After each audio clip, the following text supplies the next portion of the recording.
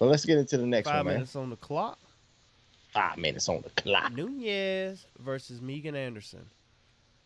Man, before this fight, man, I feel like Megan had a chance. And I tried to tell you this. This is what I told you. So we're gonna have to start doing pre-fight shows also, so I don't sound like, oh no, I was trying to tell you this whole time when we was on the phone and we was talking at MMA, and I said there's nothing inside the octagon where we go, oh man, if Megan does this to her, then it could be over. She will be in trouble. Like a Jermaine Durand to me. Like, her striking is on point. Yes, So if yeah, it was on if point. she strikes with her, man, it may not be a good day. So therefore, you see Amanda Nunes doing a lot of shooting, a lot of takedowns. She got around it. That's what champions do. I ain't mad at that. But if I'm thinking about Megan Anderson and a speed factor or anything else going to that matter, is she going to outspeed her? No. Is she going to outstrike her? I don't No, think so. Is no. she going to out wrestle her? I don't think so. Is she going to out jiu-jitsu her? I don't think so. So there was nothing in there barring that Hail Mary where I thought Megan Anderson had the advantage. So with that being said, I can see why she was such a big underdog. And then I was like, well, if there's no avenue that I can find for her to win, then therefore there isn't one. You know, I thought maybe it was going to be a little bit more moving around that would happen as such. Yeah. But apparently, and this is what's crazy to me. I guess, no, take Durand to me. She's a natural 145er. So, okay. But it seems like 135ers are able to stay in there longer than 145ers. Have you noticed that? Cyborg, pieced up. Megan Anderson, natural 145er, pieced up. Hit her with some mercy. Man, have an arm bar. I just want to put that on my record.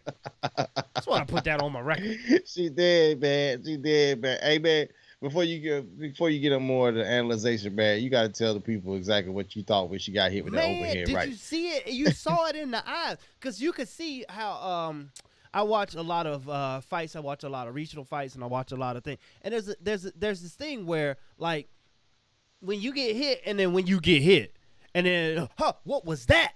Man, look. I didn't see it They coming. didn't know. Look, and they tried to tell you that Amanda Nunes hits hard. But She got bricks in her hands, man. you know, hey, There's bricks in the man. hey, she ate it. Cyborg didn't.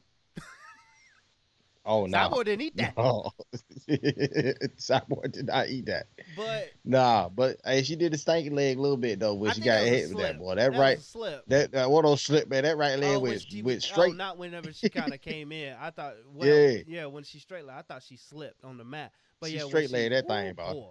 Listen. Now here's the thing. She's gonna continue to have both belts. She was like, I like what double champ sounds like. If she were to say vacate the belt, 145 would probably get a little bit more interesting. You know.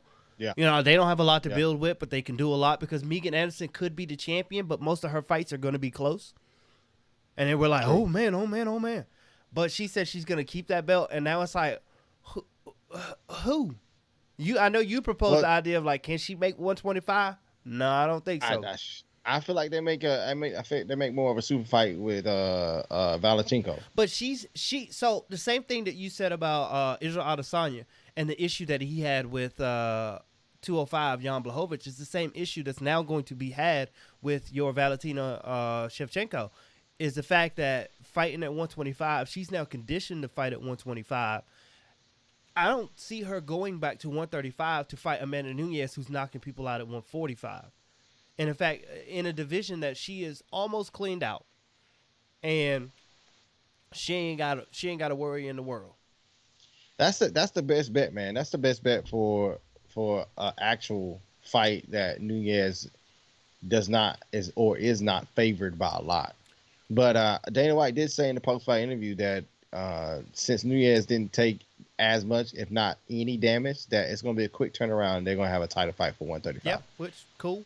But then here's the next question. I've got the rankings pulled up right here.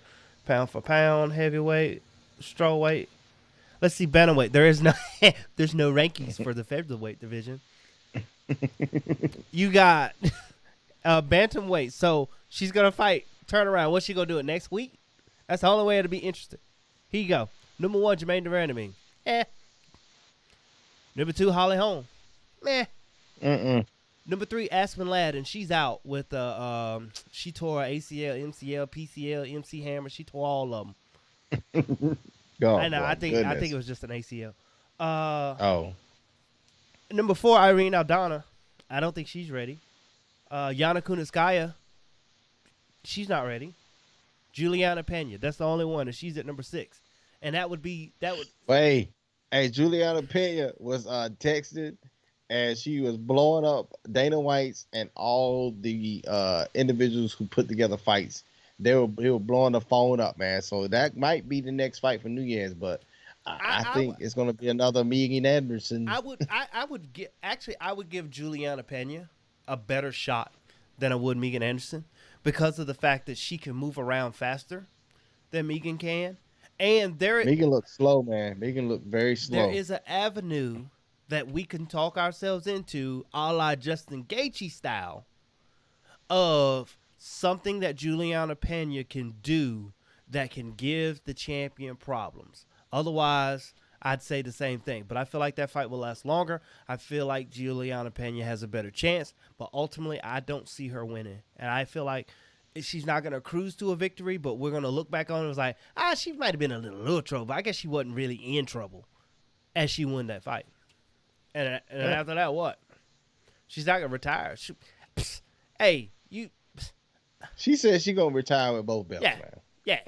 She said she's going to retire with both belts. I'm going to keep them both. I'm going to keep them both. I ain't even mad at that. I'm gonna punch everybody in the face and keep them both. I ain't even mad at that. You got anything else on this? Nah, but before we get into the next part, which is Jan versus Sterling, man, as you can see at the bottom left, my right corner, your advertisement could be here. Hey, all you got to do is email us at myfeetsmelllikebutt@gmail.com. and we'll get back to you if you want to get an advertisement in the bottom right corner or bottom left corner.